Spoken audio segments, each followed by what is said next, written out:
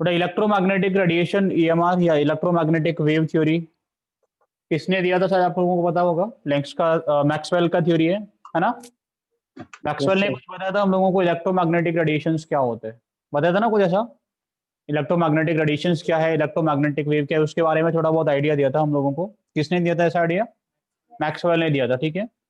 तो एक बात समझना कि जैसे ईएमआर आप लोगों ने फिजिक्स में पढ़ा होगा, एक इलेक्ट्रोमैग्नेटिक वेव्स चैप्टर पूरा पढ़ा था ईएमडब्ल्यू करके। तो यहाँ पे हम लोग ज्यादा तो उसके बारे में नहीं पढ़ेंगे, थोड़ा सा बेसिक में पढ़ाऊंगा आपको। और मैं क्यों पढ़ा रहा हूँ, क्योंकि हम लोगों को इसके बाद में एक मॉडल पढ़ना है, बोर मॉडल। ऐसे ही पढ़ना है ना। तो बोर मॉडल को थोड़ा सा हम लोगों को ये जो थ्योरी है वो समझने में हेल्प करेगा। हम लोग बोर मॉडल तक पहुंचने के लिए कुछ बेसिक टर्म्स हैं बीच में, उनको पढ़ेंगे, जिससे हम लोग कैसे वहां तक पहुंचे, कौन सी चीजों को और पढ़ा गया, जिनको थोड़ा यूज में लिया गया, ठीक है। थोड़ा ईएमआर होता क्या है, शायद आप लोगों को पता होगा कि अगर कोई भी चार्ज या कोई मैग्नेट इलेक्ट्रिक फील्ड या मैग्नेटिक फील्ड में ऑसिलेट करता है तो क्या होता है, वो कुछ रेडिएशंस प्रोड्यूस करता है। उनको हम लोग क्या बोलते हैं? उनको हम लोग इलेक्ट्रोमैग्नेटिक वेव्स या ईएमआर बोलते हैं, है ना। ऐसे होता है ना, जो रेडिएशंस निकलते हैं। जैसे सबको पता है ना, जो फोन होता है वो स्क्रीन टच होता है, स्क्रीन टच होता है ना, स्क्रीन से काम करता है। भाई पेन से चलाओगे तो काम नहीं करेगा, क्यों? क्योंकि हमारा बॉडी क्या करता है, इलेक्ट्रोमैग्नेटिक रेडिएशंस रिलीज करता है, एमिट करते हैं, है ना, उसको सेंस करता है। अभी तुम लोग क्या करोगे, रिमोट लोगे तो टीवी ऑन करोगे, एसी ऑन करोगे, चैनल चेंज करोगे, उसमें भी क्या होता है, बटन प्रेस करने से क्या होता है, इलेक्ट्रोमैग्नेटिक रेडिएशंस निकल के उसको सिग्नल देता है, ठीक है। तो ईएमआर हम लोग कैसे प्रोड्यूस कर सकते हैं कि एक चार्ज लेंगे या कोई मैग्नेट लेंगे, उसको इलेक्ट्रिक फील्ड में मैग्नेटिक फील्ड में क्या करा देंगे, उसको ऑसिलेट करा देंगे। तो उससे क्या होगा, वो कुछ रेडिएशन एमिट करता है, एनर्जी एमिट करते हैं। किसकी फॉर्म में? कुछ रेडिएशंस की फॉर्म में। उनको हम लोग क्या बोलते हैं? इलेक्ट्रोमैग्नेटिक रेडिएशंस बोलते हैं, इलेक्ट्रोमैग्नेटिक वेव्स बोलते हैं, ठीक है ना। थोड़ा ईएमआर जो होता है, आपको पता है कि इनके पास में इलेक्ट्रिक फील्ड कंपोनेंट भी होते हैं और मैग्नेटिक फील्ड कंपोनेंट भी होता है। ऐसा कुछ हम लोगों को ईएमआर दिखता है। ईएमआर के पास में क्या होगा, एक इलेक्ट्रिक फील्ड कंपोनेंट होगा, एक मैग्नेटिक फील्ड कंपोनेंट भी होते हैं, है ना। और ये दोनों इलेक्ट्रिक और मैग्नेटिक फील्ड कंपोनेंट होते हैं, they are mutually perpendicular to each other, एक दूसरे के परपेंडिकुलर होते हैं। And they are also perpendicular to the direction of propagation of wave. जिस डायरेक्शन में ये प्रोपेगेट कर रहा होता है उसके परपेंडिकुलर होते हैं, है ना। समझ में आ रहा है ना। ऐसा कुछ रहता है। सबको ये वेव दिख रहा होगा कैसा रहता है ईएमआर। अगर मैं किसी भी एक को आपको दिया है, हम लोग ब्लू वाले को अगर इलेक्ट्रिक फील्ड मान लें और रेड को हम लोग क्या मान लें, मैग्नेटिक फील्ड मान लें, ये क्या होगा बेटा, डायरेक्शन ऑफ प्रोपेगेशन होगा। ये तीनों एक दूसरे के क्या है, म्यूचुअली परपेंडिकुलर है ना। आप लोग सिंपल समझ सकते हो, आप लोग चल रहे हो तो ये वाला हाथ आपका क्या हो जाएगा, इलेक्ट्रिक फील्ड, इसको मान लो मैग्नेटिक फील्ड, चलने लगो सामने तो क्या हो जाएगा, ईएमआर की तरह काम करेगा ना। तो एक इलेक्ट्रिक फील्ड, एक मैग्नेटिक फील्ड और तीसरा क्या होगा, डायरेक्शन ऑफ प्रोपेगेशन, ठीक है। कुछ सर्टेन प्रॉपर्टीज हम लोग बेटा ईएमआर का डिस्कस करेंगे। व्हाट आर दो प्रॉपर्टीज? सबसे पहला तो ये है कि जो ईएमआर होते हैं they travel with the speed of light, है ना।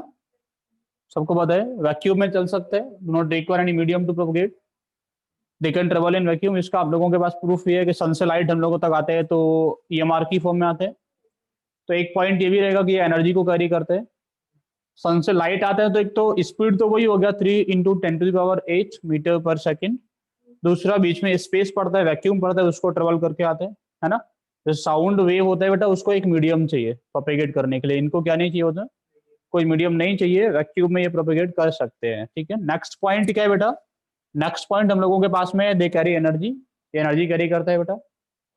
समझ आ रहा है मैं क्या बोल रहा हूँ, ठीक है, एनर्जी कैरी करता है। एक और पॉइंट क्या है बेटा, जो एनर्जी ऑफ ईएमआर होता है depends on the intensity of the radiation. Intensity आप लोग समझते होंगे, इंटेंसिटी का मतलब क्या होता है, अमाउंट ऑफ लाइट ना। अरे हाँ या ना। अगर आपको किसी पॉइंट पे इंटेंसिटी को इंक्रीज करना है, इसका मतलब क्या हो गया, आप क्या करेंगे, अमाउंट ऑफ अमाउंट लाइट को, ऑफ लाइट को एनर्जी इंक्रीज नहीं, करेंगे। अमाउंट ऑफ लाइट को। मान लो आप लोगों के पास में एक टॉर्च है, आप क्या उससे कौन सा लाइट निकलता है, रेड निकलता है। आप किसी पॉइंट पे रेड लाइट का इंटेंसिटी बढ़ाना चाहते हो तो क्या करेंगे, एक और टॉर्च लेंगे, दोनों लगाएंगे, इंटेंसिटी बढ़ जाएगा ना, एक और ले तो और बढ़ जाएगा। ऐसा कुछ करने से बढ़ता है कि नहीं बढ़ता। तो यस इंटेंसिटी सर। ब्राइटनेस बोल सकते हैं, अमाउंट ऑफ लाइट। जितना ज्यादा लाइट होगा उतना ज्यादा क्या होगा, उसका इंटेंसिटी होगा, अमाउंट जितना ज्यादा होगा, ठीक है। तो इनका कहने का मतलब था, वैसे इंटेंसिटी जो होता है आपको पता है, एक वेव होता है ऐसा कुछ करके, इस वेव का ये एम्पलीट्यूड होता है। और इंटेंसिटी जो होता है that is directly proportional to amplitude square. ये भी आप लोगों ने पढ़ा होगा कि जो इंटेंसिटी होता है वो क्या होता है, एम्पलीट्यूड के स्क्वायर के डायरेक्टली प्रोपोर्शनल भी होता है, ठीक है, क्लियर है आपको। लेकिन इनका थ्योरी कहता है जो एनर्जी होता है वो किस पे डिपेंड करता है, दैट डिपेंड्स ऑन इंटेंसिटी। किसी भी रेडिएशन का जो एनर्जी होता है वो इंटेंसिटी पर डिपेंड करता है, ठीक है। बट ये इनका पॉइंट ऑफ फेलियर भी है, इसी की वजह से ये कहीं ना कहीं फेल भी हो जाते हैं। कौन? जो मैक्सवेल का थ्योरी था, इसके बहुत सारे प्रूफ्स आप लोगों ने पढ़े होंगे, जैसे फोटो इलेक्ट्रिक इफेक्ट आप लोगों ने पढ़ा। फोटो इलेक्ट्रिक इफेक्ट में इंटेंसिटी को चेंज करने से इलेक्ट्रॉन जो होता है वो इजेक्ट होकर नहीं मिलता हम लोगों को। या फिर हीट कैपेसिटी इन सॉलिड्स आप लोगों ने पढ़ा होगा कि मेरे पास में अगर एक हाई डेंसिटी का सॉलिड है, लाइक मैंने आयरन लिया, आयरन को अगर मैं हीट करूंगा तो क्या होगा? सोच के बताओ। आयरन को हीट करूंगा तो पहले कैसे कलर का अपीयर होगा? रेड कलर का। फिर हीट करोगे तो क्या होता है? कलर चेंज करके फाइनली कैसा हो जाता है वो?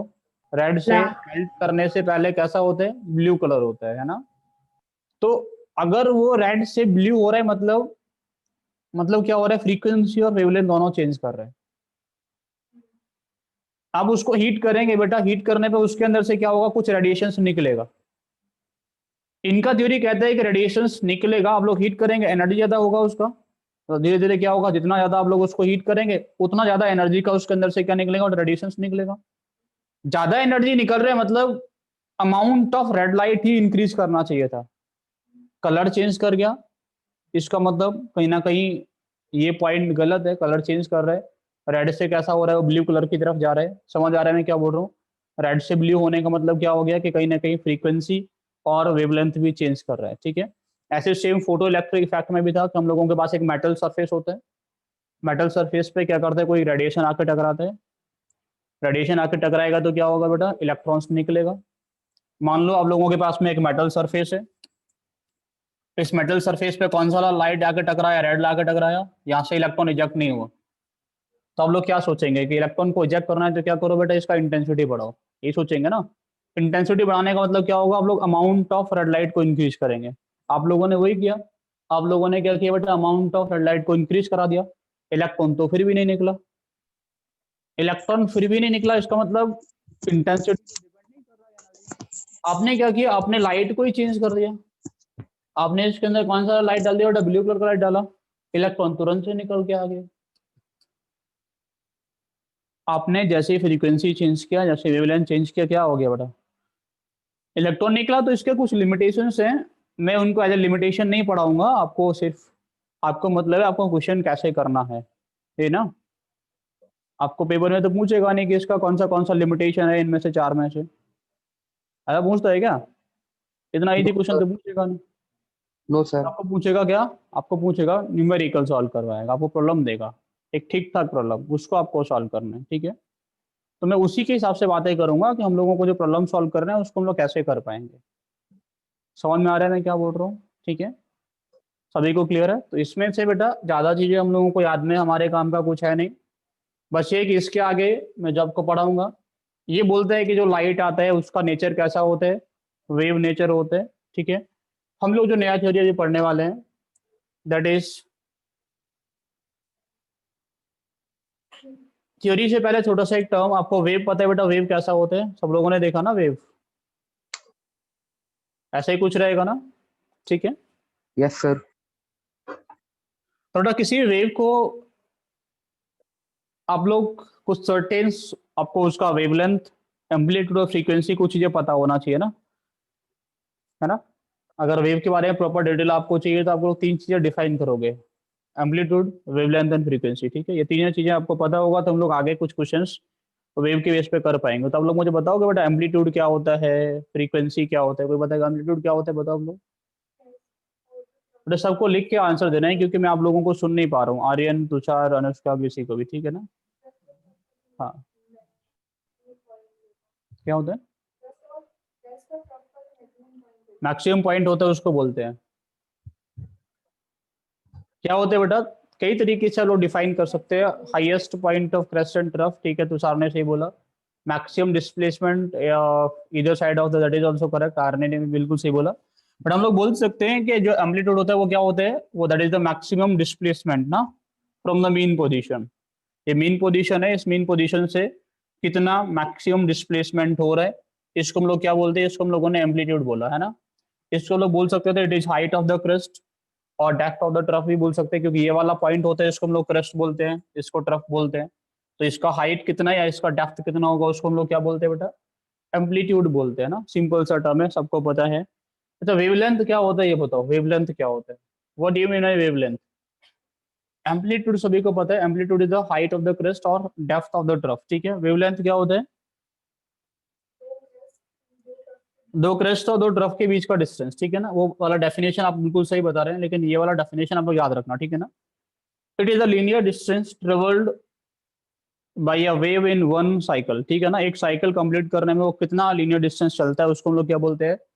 वेवलेंथ बोलते हैं। सिमिलरली फ्रीक्वेंसी क्या होता है?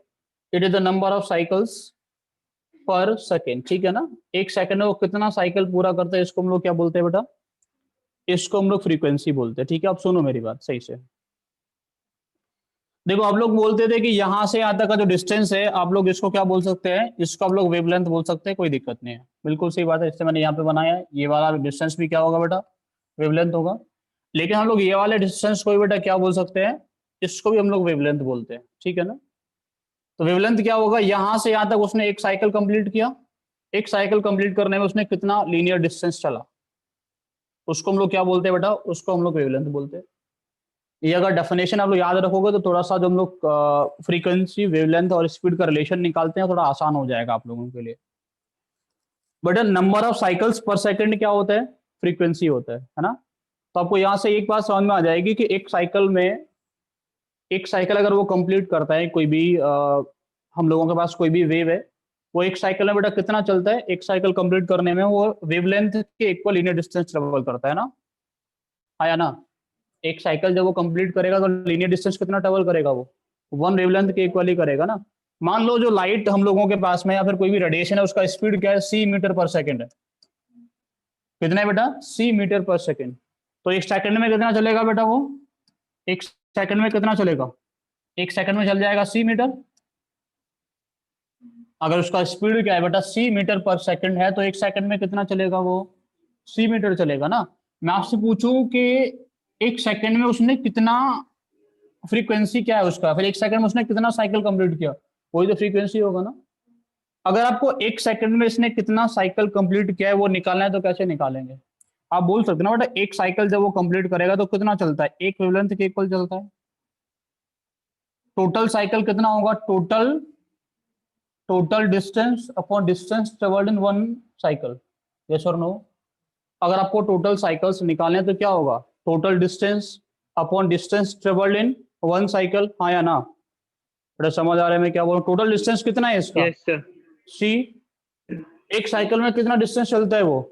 वेवलेंथ के लैम्डा इक्वल। तो बेटा नंबर ऑफ साइकिल कितना आ जाएगा? Number of C cycle upon कितना आ लैम्डा। जाएगा? C upon lambda. इसी को हम लोग क्या बोलते हैं? इसी को हम लोग बोलते हैं फ्रीक्वेंसी। तो न्यू क्या होते हैं? सी अपॉन लेमडा के इक्वल होते हैं, या फिर सी होता है वो किसके इक्वल होता है? That is equal to nu into lambda. Clear है आप सभी को? कोई दिक्कत तो नहीं? रिलेशन कहाँ से आता है? ठीक है। एक और टर्म हम लोग बेटा यहाँ से डिफाइन करते हैं, that is known as wave number. आप लोग मुझे बता सकते हो वेव नंबर क्या होता है? Any one of you, what is wave number? बताओ वेव नंबर क्या होता है? बट वेव नंबर क्या होता है? It is number of cycles, number of, ऐसा बोल सकते हो number of wavelengths in unit length. क्या होता है? Number of wavelengths in unit length. 1 metre या 1 सेंटीमीटर लेंथ में कितना वेवलेंथ प्रेजेंट होता है उसको हम लोग क्या बोलते हैं? उसको वेव नंबर बोलते हैं। Represented by V bar nu bar. इसको हम लोग किससे रिप्रेजेंट करते हैं बेटा? वी बार से रिप्रेजेंट कर देते हैं। आपसे पूछो 1 मीटर में या 1 सेंटीमीटर में कितना वेवलेंथ होगा, तो फिर से वही सेम तरीके से निकालोगे, total distance upon distance travelled in one cycle, ऐसे निकालोगे ना बेटा। तो यहाँ से या फिर ऐसा सोच लो कि 1 मीटर आप लोगों के पास डिस्टेंस है, उसमें कितना वेवलेंथ है, कितना वेवलेंथ है, उसको उसको निकालने के लिए क्या कर लोगे आप लोग? एक वेवलेंथ में कितना चलता है, एक वेवलेंथ कितना डिस्टेंस होता है उससे डिवाइड कर लोगे ना, ऐसा कुछ करके। मान लो 10 वेवलेंथ आया, ऐसा ही कुछ करोगे कि नहीं? तो यहाँ पे भी क्या निकालने वाले हैं आप लोग? वेव नंबर किसके इक्वल हो जाएगा? 1 अपॉन वेवलेंथ। टोटल डिस्टेंस कितना है यहाँ पे? 1। समझ में आया कि नहीं आया? बट अगर आपको ये निकालना है कि इसमें वो टोटल वेवलेंथ कितना है एक में, तब लोग क्या करोगे? टोटल डिस्टेंस कितना आपके पास? 1। और डिस्टेंस यानी वन वेवलेंथ का जो डिस्टेंस होता है उससे डिवाइड कर लोगे, तो टोटल वेवलेंथ निकल के आ जाएगा ना इसके अंदर। समझ में आ रहा है कि नहीं आ रहा? ठीक है ना। तो 1/λ को हम लोग क्या बोलते हैं, वेव नंबर। तो हम लोग बोल सकते हो wave number is reciprocal of wavelength. It is reciprocal of wavelength. Is this clear? सभी को समझ में आ रहा है बेटा? इसको थोड़ा सा हम लोग अभी आगे चल के यूज करेंगे। एक बार ये सारी चीजें कॉपी कर लो, फिर हम लोग आगे बढ़ते हैं। तुमने कुछ लिखा नहीं आता? कुछ लिखा नहीं इसमें से तुमने? लिखो तो जल्दी से।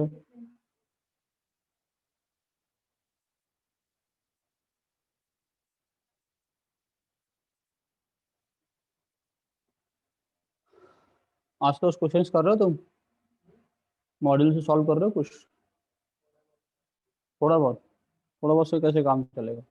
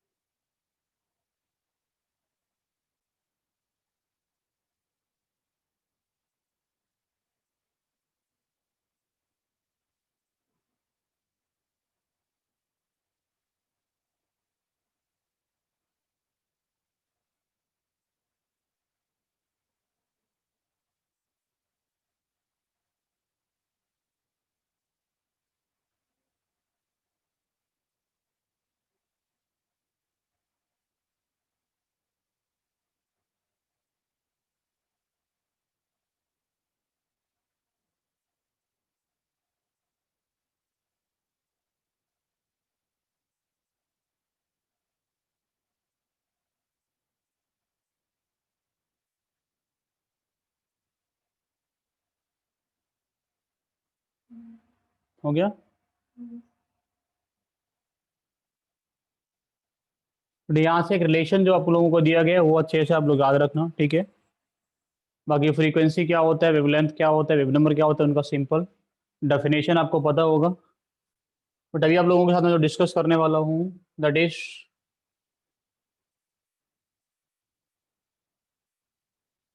हम लोग क्या पढ़ने वाले हैं, प्लैंक्स क्वांटम थ्योरी, ठीक है? अब प्लैंक्स क्वांटम थ्योरी क्या कहते हैं आप लोगों को शायद इसके बारे में थोड़ा सा पता होगा। पता ना प्लैंक्स क्वांटम थ्योरी के बारे में कुछ? सब लोग मुझे बता दो क्या क्या पता है आप लोगों को। लाइट जो होती है वो एनर्जी कैरी करते हैं in the small form of quantums, ठीक है? और कुछ? बेटा सुनो, अब सही से सुनना जो मैं बोलने वाला हूँ उसको। हाँ, और क्या बोल रहे हो? Is equals to H nu, is equals to H C upon lambda होता है। हाँ, तुम्हें कुछ पता है प्लैंक्स क्वांटम थ्योरी के अकॉर्डिंग? और उसका आप कुछ टाइप कर रहे हो? प्लैंक्स क्वांटम थ्योरी के अकॉर्डिंग क्या आता है बेटा? देखो सिंपल सा एक पॉइंट समझना, बहुत आसान सा थ्योरी है। Energy directly proportional to frequency, ठीक है? बेटा इनका देखो सबसे पहला पॉइंट तो ये था कि अब तक जो हम लोग ईएमआर पढ़े, इलेक्ट्रोमैग्नेटिक वेव थ्योरी पढ़े, वो थ्योरी क्या बोलता है कि एक पॉइंट से दूसरे पॉइंट तक अगर लाइट आता है, कोई भी एनर्जी आता है, तो वो किस फॉर्म में आता है बेटा? एक वेव की फॉर्म में आता है ना? समझ बारे में क्या बोल रहा हूँ, किसकी फॉर्म में आता है बेटा? एक वेव की फॉर्म में आता है। वेव की फॉर्म में आने का मतलब वो कंटिन्यूस होता है कि डिसकंटिन्यूस? वो किस वे में आता है बेटा? वो आता है कंटिन्यूस वे में। किस वे में आता है वो बेटा? वो किस में आता है? कंटिन्यूस वे में आता है। समझ आ रहा है मैं क्या बोल रहा हूँ? बेटा किस वे में आएगा वो? एक कंटिन्यूस वे में आता है। ऐसे ही बोला था ना? ये किसने बोला ऐसा? किसने बोला था ऐसा?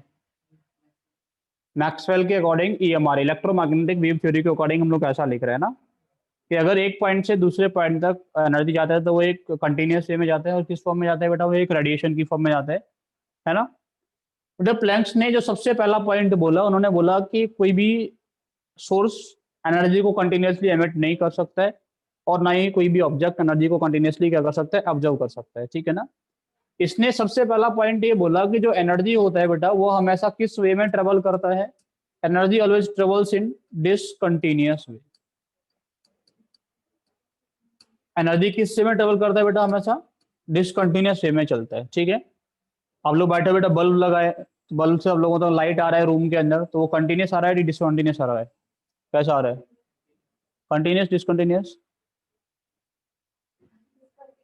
बेटा किस वे में आ रहा होगा वो?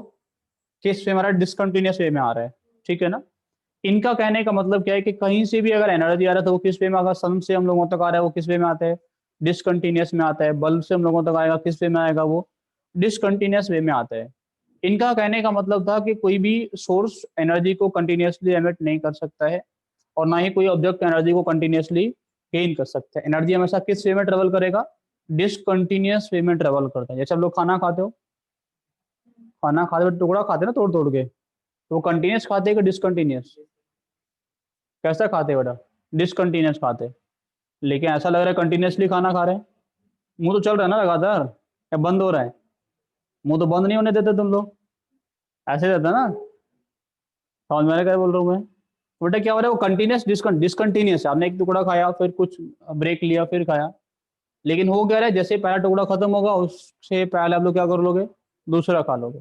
तो लग रहा है कि वो क्या चल रहा है? कंटिन्यूअसली चल रहा है। तो सेम वे यहाँ पे भी है कि बल्ब से लाइट आ रहा है, लाइट आ रहा है, वो किस फॉर्म में आ रहा है? डिसकंटिन्यूअस वे में, ठीक है ना। इन्होंने क्या बोला, जो एनर्जी ट्रेवल करता है वो किस वे में ट्रेवल करता है बेटा? डिसकंटिन्यूअस वे में ट्रेवल करता है।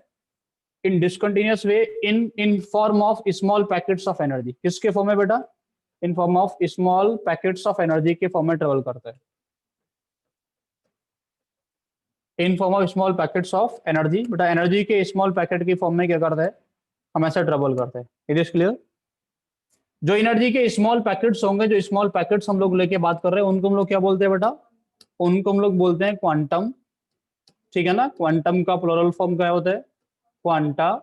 या फिर इनको हम लोग एक और नाम बोलते हैं, कौन सा वाला? फोटॉन्स। फोटॉन्स स्पेसिफिकली कब बोलेंगे? जब रेडिएशन किसका है बेटा? लाइट है ना। अगर हम लोगों के पास लाइट है तो उसको हम लोग क्या बोलते हैं? फोटोन भी बोल देते हैं।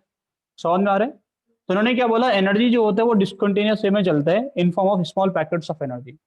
तो हम लोगों के पास में क्या आ रहा है? बल्ब से फोटोन आ रहा है। एक फोटोन आया, फिर दूसरा आएगा, फिर तीसरा आएगा। लेकिन होगा क्या, पहला फोटोन आया, जैसे उसका इफेक्ट खत्म नहीं होगा उससे पहले क्या होगा? दूसरा आ जाएगा। उसका इफेक्ट खत्म नहीं होगा, तीसरा आ जाएगा। लेकिन आ कैसे रहा है वो? डिसकंटिन्यूअस वे में आ रहा है, ठीक है। इसने क्या बोला कि जो रेडिएशन है ना बेटा, जो उसको हम लोग रेडिएशन बोल रहे हैं, that consist small packets of energy. Radiation है बेटा, वो क्या है? वो स्मॉल पैकेट ऑफ एनर्जी से बना हुआ है। रेडिएशन है वो किससे बना हुआ है? स्मॉल पैकेट ऑफ एनर्जी से बना हुआ है। और जो स्मॉल पैकेट ऑफ एनर्जी मैंने यहाँ पे बनाया, इसको हम लोग क्या बोलते हैं बेटा? इस स्मॉल पैकेट ऑफ एनर्जी को हम लोग क्या बोलते हैं?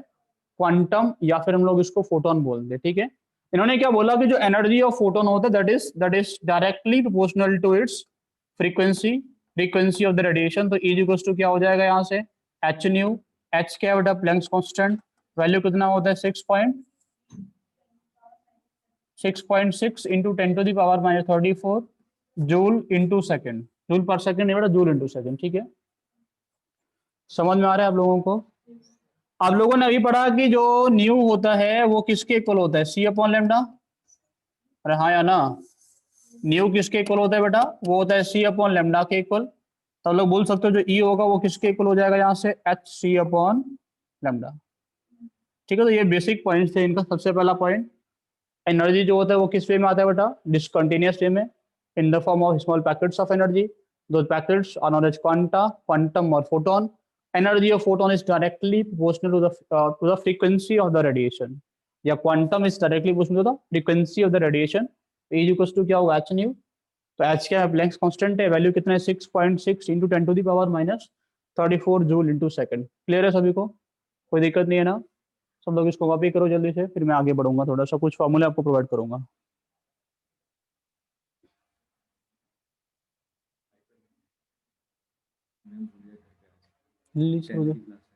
इधर रखा 3294। आपने चेंज कर रखा हो ना, लेटर्स भी कर सकते, कुछ भी कर रहे हो उसमें। पेन उसी में रखा है, ठीक है बेटा। समझ आ रहा है कुछ? कॉपी हुआ?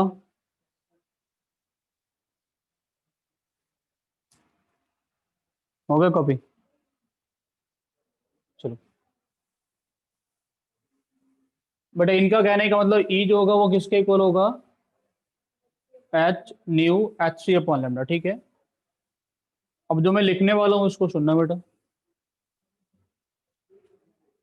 ई कितना होता है बेटा? ई जो होता है वो एच सी अपॉन लेमडा होता है। एच का वैल्यू कितना होता है? 6.6 इंटू 10⁻⁻34। सी कितना होता है? अपॉन लेमडा, है ना।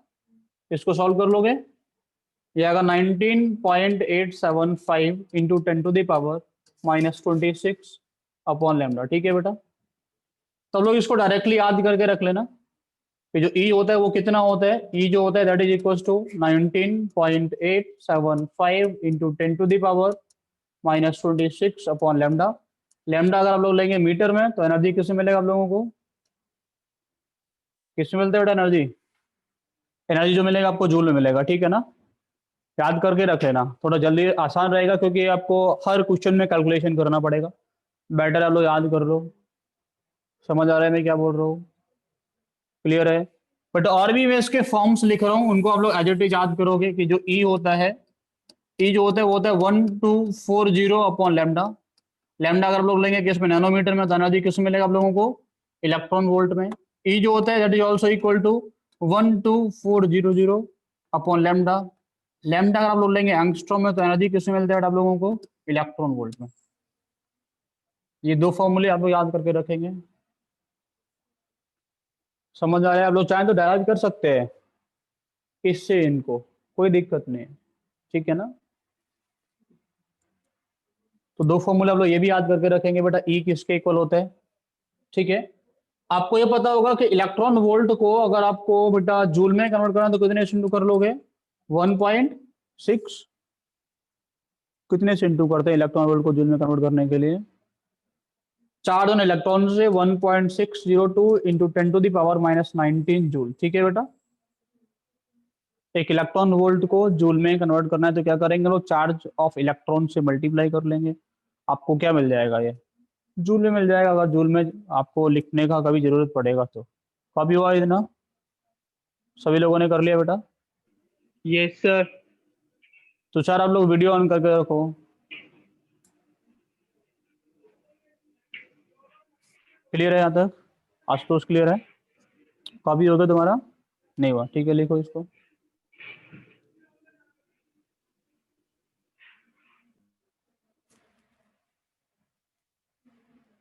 हो गया?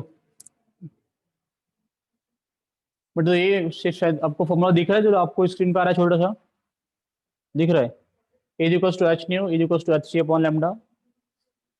ठीक है ना, इसको हम लोग as equals to 1240 upon lambda in nanometre, 12400 upon lambda in angstrom. ठीक है, चार फॉर्मूले हम लोग इसके यूज करेंगे, और एक 19.875 इंटू 10⁻⁻26 अपॉन लैम्डा डायरेक्टली। ठीक है, सबसे पहला क्वेश्चन आप लोगों को दिख रहा होगा बेटा स्क्रीन पे, ये हम लोग सॉल्व करने वाले हैं। आप लोगों को मैं थोड़ा सा टाइम दे रहा हूँ इसको करने का, कीजिए। आंसर लोग चैट में लिखेंगे सब लोग, आसान क्वेश्चन है। A photon of wavelength 300 nanometre, a photon of wavelength क्या लिखा हुआ है, 300 नैनोमीटर। ठीक है ना, स्टार्टिंग में।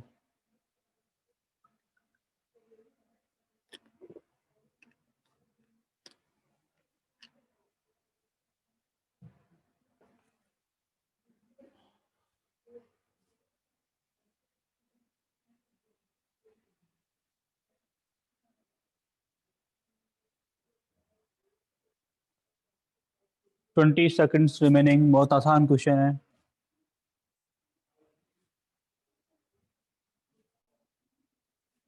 10 सेकेंड्स।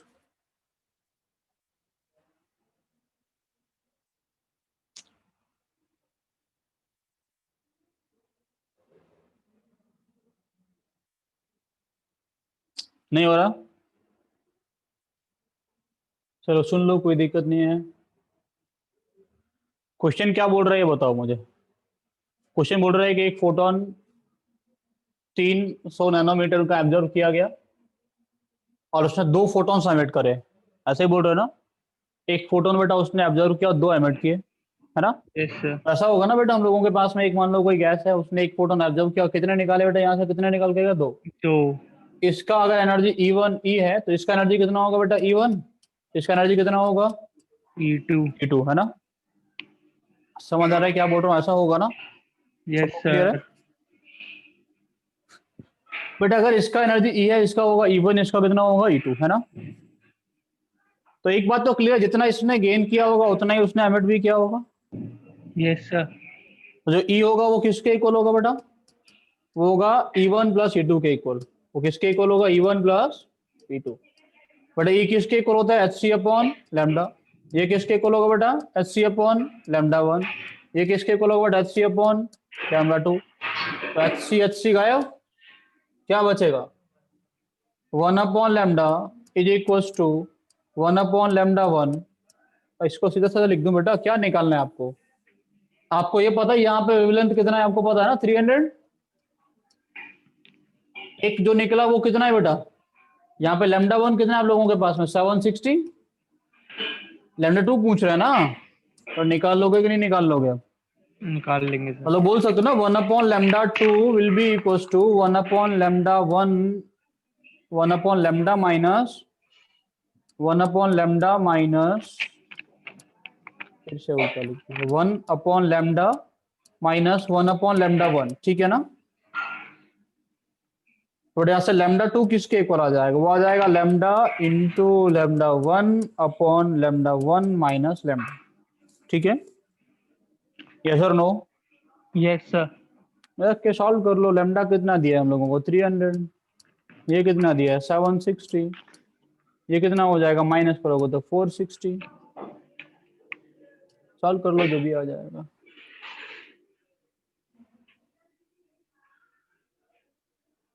सभी को समझ में आ गया, कोई दिक्कत तो नहीं है। सिंपल सा लॉजिक था कि जितना वो गेन करेगा उतना ही क्या करेगा, एमिट भी करेगा। तो ये किसके इक्वल होगा, E1 प्लस E2 के इक्वल होगा। हम लोग सिंपली इसको सॉल्व कर सकते हैं, शायद किसी को कोई दिक्कत नहीं होगा, है ना। समझ आ गया ना बेटा। एक और क्वेश्चन है, बहुत आसान है, शायद आप लोग सब करेंगे उसको। देखते हैं कौन कौन कर पाते हैं। कॉपी हो गई है तुषार, कॉपी हो गया आपका।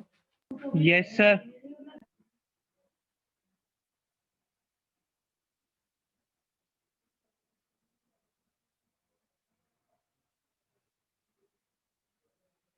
ठीक है, हमारा हो गया। कितना आ रहा है आंसर, चलो बेटा एक और क्वेश्चन आप लोगों के लिए। Next question is how many photons of light having wavelength 500 angstrom are needed to provide 1 joule of energy। निकाल सकते हो ना, यस और नो। 1 जूल एनर्जी बेटा प्रोवाइड करने के लिए।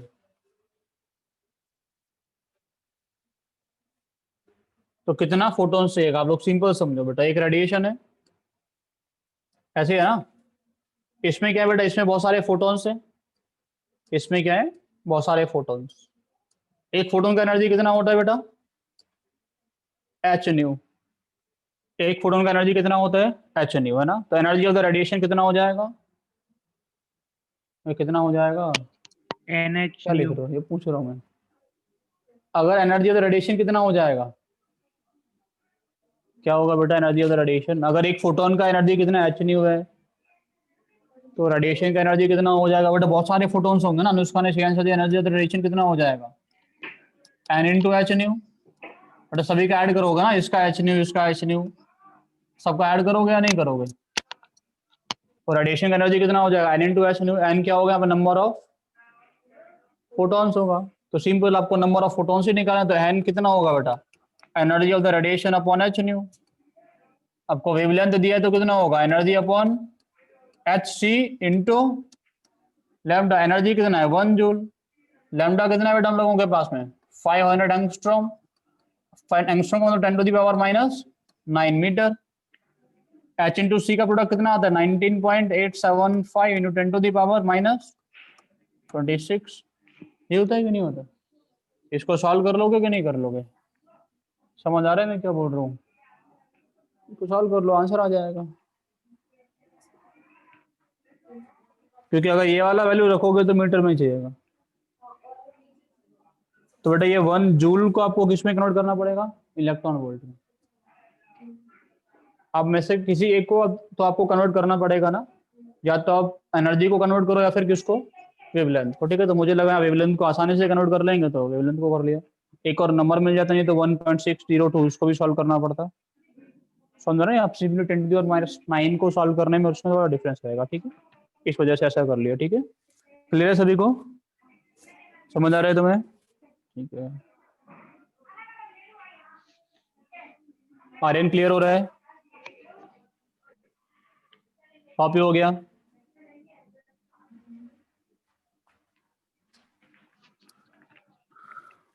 ठीक है बेटा, नेक्स्ट हम लोग आगे बढ़ेंगे।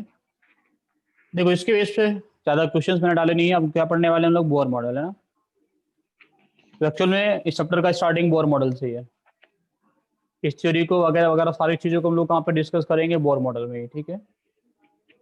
अब बोर मॉडल ने क्या बोला था उसको आप लोग सुनना, लिखना बंद करके, बाद में आप लोग नोट कर लेना सारी चीजें, कोई दिक्कत नहीं है। मैं यहाँ पे लौट के आऊंगा कुछ टाइम बाद में, मैं आपको थोड़ा सा भी बोर मॉडल के बारे में थोड़ा सा डिस्कस कर रहा हूँ आप लोगों से, ठीक है बेटा। अभी हम लोग बातें करेंगे सीधे सीधे बोर मॉडल को लेके अभी, ठीक है। तो आप लोगों ने बोर मॉडल का कुछ टर्म्स सीखा है, कुछ सुना होगा, क्या क्या रहता है बोर मॉडल, ठीक है बेटा। मैं सीधा सीधा उसी को डिस्कस करने वाला हूँ आप लोगों से।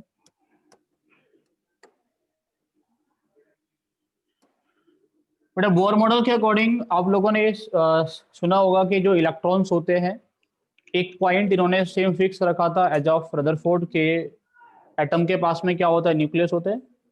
उसके चारों तरफ सर्कुलर पाथ में कौन रिवॉल्व करते हैं? इलेक्ट्रॉन्स रिवॉल्व करते हैं।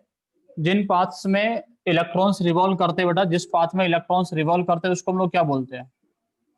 उसको हम लोग बोलते हैं ऑर्बिट। ऑर्बिट के साथ साथ में उसको और क्या बोलते हैं बेटा हम लोग? शेल। उसको हम लोग बोलते हैं सेल। और भी कुछ बोलते थे इनके मॉडल के अकॉर्डिंग, कुछ पता है आप लोगों को? और भी उसको हम लोग बोलते हैं स्टेशनरी स्टेट, और इसको हम लोग क्या बोलते हैं? स्टेशनरी स्टेट बोलते हैं। या फिर इसको डिस्क्रिएट एनर्जी लेवल भी बोलते थे। क्या बोलते थे बेटा? Discrete energy level. तो ये क्यों बोलते थे स्टेशनरी स्टेट क्यों बोलते थे बेटा? क्योंकि इलेक्ट्रॉन जो होता है वो रेस्ट में होता है, फिक्स पोजीशन, मतलब इलेक्ट्रॉन रेस्ट में होता है, ये होना होगी ना। फिक्स पोजीशन कैसे होगी? सेल की जो पोजीशन होती है वो फिक्स रहती है। और रदरफोर्ड ने क्या बोला था? उन्होंने भी यही बोला था। तो उन्होंने स्टेशनरी स्टेट क्यों नहीं बोला इसको? बट इन्होंने क्या बोला? इन्होंने बोला इसको हम लोग स्टेशनरी स्टेट या डिस्क्रीट एनर्जी लेवल बोलते हैं, क्योंकि एक हम लोग लिमिटेशन पढ़ के आए थे किसका? रदरफोर्ड का, कि उनके पाथ में इलेक्ट्रॉन रिवॉल्व जब करता है तो एनर्जी को लॉस क्यों नहीं करता, है ना। तो बेटा इन्होंने क्या किया? उस इलेक्ट्रॉन का एनर्जी डिफाइन नहीं किया। इन्होंने क्या बोला? जिस पाथ में रिवॉल्व करता है उस पाथ का ही एनर्जी फिक्स होता है। बोर ने क्या बोला था? जिस पाथ में इलेक्ट्रॉन रिवॉल्व करता है उस पाथ का एक एनर्जी होता है। He did not talk about the energy of electron. समझ में आ रहा है मैं क्या बोल रहा हूँ? इन्होंने क्या बोला? जिस पाथ में इलेक्ट्रॉन रिवॉल्व करता है उस पाथ का क्या होता है? अपना एक एनर्जी होता है। वो एनर्जी कैसा रहता है? उस पाथ का फिक्स एनर्जी रहता है। इस वजह से हम लोग उसको क्या बोलते हैं? फिक्स एनर्जी, मतलब स्टेशनरी स्टेट। स्टेशनरी स्टेट, इसमें जो स्टेशनरी वर्ड यूज किया गया है वो इसका मतलब नहीं कि रेस्ट में होता है इलेक्ट्रॉन। इसका मतलब होता है कि उसका जो एनर्जी होता है वो कैसा रहता है बेटा? एनर्जी इज फिक्स्ड, ठीक है ना। यहाँ पे स्टेशनरी वर्ड किसके लिए यूज किया गया? एनर्जी के लिए, ठीक है। ये क्या बोलते हैं कि जिस पाथ में इलेक्ट्रॉन रिवॉल्व करता है उस पाथ का एनर्जी कैसा होता है? फिक्स होता है, ठीक है। सबको समझ में आ रहा होगा मैं क्या बोल रहा हूँ? एक बात इन्होंने और भी बोली कि जिस अब इलेक्ट्रॉन अगर रिवॉल्व करता है न्यूक्लियस के चारों तरफ, ऐसा कुछ रहेगा, तो इस पे बेटा एक इलेक्ट्रोस्टैटिक फोर्स ऑफ अट्रैक्शन लगता है कि नहीं लगता? लगेगा ना। तो जो इलेक्ट्रोस्टैटिक फोर्स ऑफ अट्रैक्शन होता है that is balanced bye centrifugal force. उसको कौन बैलेंस कर लेता है? उसको बैलेंस करता है सेंट्रीफ्यूगल फोर्स, ठीक है ना। आप समझते हैं सेंट्रीफ्यूगल फोर्स क्या होता है? कितना होगा पता जल्दी? सेंट्रीफ्यूगल फोर्स कितना होता है बेटा? एम। सेंट्रीफ्यूगल फोर्स कितना होता है? नहीं पता? नहीं पता। अनुष्का, आर्यन, अनुष्का ने आंसर सही दे दिया है। बट सेंट्रीफ्यूगल फोर्स कितना होता है? M V square upon R, है ना। ऐसे होगा ना। इन्होंने बोला कि सेंट्रीफ्यूगल फोर्स कितना होगा? M V square R. और जो इलेक्ट्रोस्टैटिक फोर्स ऑफ अट्रैक्शन है, जो इलेक्ट्रोस्टैटिक फोर्स ऑफ अट्रैक्शन है वो क्या होता है बेटा? ये तो फॉर्मूला पता होगा इलेक्ट्रोस्टैटिक फोर्स ऑफ अट्रैक्शन का, ये भी नहीं पता? 12th पढ़ के आए हो? हाँ, K Q1 Q2 upon F is equals to K Q1 Q2 upon R square, ठीक है बेटा। समझ में आ रहा है? तो इन्होंने क्या बोला कि जो M V square upon R होता है वो किसके इक्वल होता है? That is always equals to K Q1 Q2 upon R square. समझ में आया मैंने क्या बोला? ठीक है। अगर आप लोग बोलोगे यहाँ पे जो Q1 है वो चार्ज किसका है, चार्ज ऑन न्यूक्लियस है, न्यूक्लियस का चार्ज है। और Q2 क्या है बेटा, Q2 is the charge on electron, electron का चार्ज है। तो Q1 कितना हो जाएगा मुझे बता सकते हो? What will be the magnitude of Q1 बेटा, न्यूक्लियस का चार्ज कितना होगा, न्यूक्लियस का चार्ज कितना होगा, Z इंटू ई के इक्वल, आया ना बेटा। एक प्रोटॉन का चार्ज कितना होता है, ई होता है, कितने प्रोटॉन्स होंगे न्यूक्लियस के पास, जेड होंगे, तो जेड इंटू ई होगा। Yes sir. इलेक्ट्रॉन का चार्ज कितना होगा बेटा, कितना होगा बेटा, ई होगा। माइनस। तो अब लोग मैं बोलूं कि जो K Q1 Q2 upon R square किसके इक्वल हो जाएगा, तो आप बोल सकते हो M V square upon R will be equal to K Z E square upon R square. ठीक है बेटा, तो इन्होंने ये बोला था कि M V square upon R होता है वो किसके इक्वल होता है, that is equal to K Z E square upon R square होते हैं। समझ में आ रहा है आप लोगों को सभी को, कोई दिक्कत है क्या इसको समझने में, कोई दिक्कत नहीं है, क्लियर है, जल्दी से कॉपी करो इतना।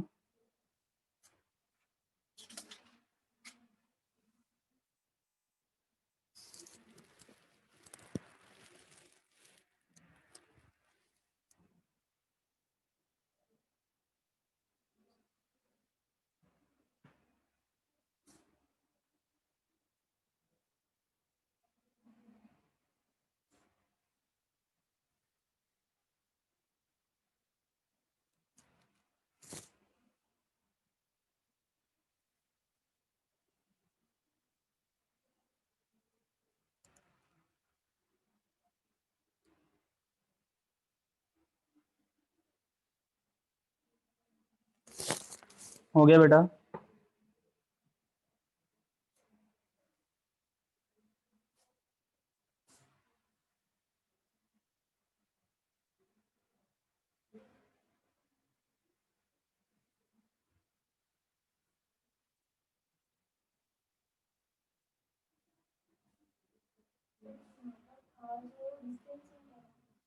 रेडियस बेटा।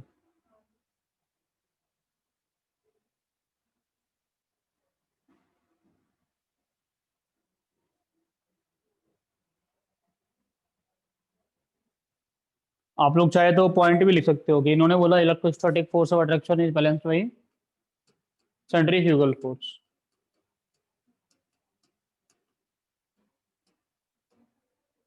Electrostatic force of attraction is balanced by centrifugal force.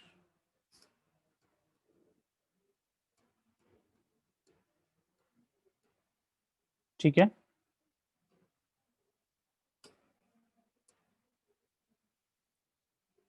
हो गया इतना कॉपी, चलो।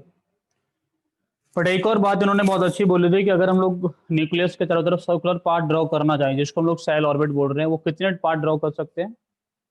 आप सोचो कि अगर हम लोगों को न्यूक्लियस के अराउंड सर्कुलर पाथ्स ड्रॉ करने हैं तो कितने पाथ हम लोग न्यूक्लियस के अराउंड ड्रॉ कर सकते हैं, बताओ तुम लोग कितने कर सकते हैं बेटा, बोलो।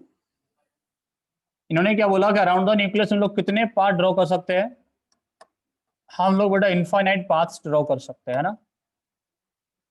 सारी जिंदगी ड्रॉ करते ही रहोगे ना, क्या फर्क पड़ता है उससे। तो उन्होंने क्या बोला कि around the nucleus infinite number of circular paths can be drawn, हम लोग बहुत सारे पार्ट ड्रॉ कर सकते हैं लेकिन सभी पाथ्स में इलेक्ट्रॉन रिवॉल्व नहीं करते, है ना। इन्होंने क्या बोला, सभी पाथ्स में इलेक्ट्रॉन रिवॉल्व नहीं करता है, कौन से वाले पाथ में रिवॉल्व करता है, इन्होंने क्या बोला, क्या वो करता है बेटा, बताओ कौन से वाले पाथ में करता है, एनर्जी होगी तो उसमें रिवॉल्व करेगा, ठीक है। बट इन्होंने क्या बोला कि कौन से वाले पाथ में इलेक्ट्रॉन रिवॉल्व करते हैं, सिर्फ उस पाथ में रिवॉल्व करते हैं जहां पे electron revolves in those paths, लिख लो आप लोग, in those paths in which its angular momentum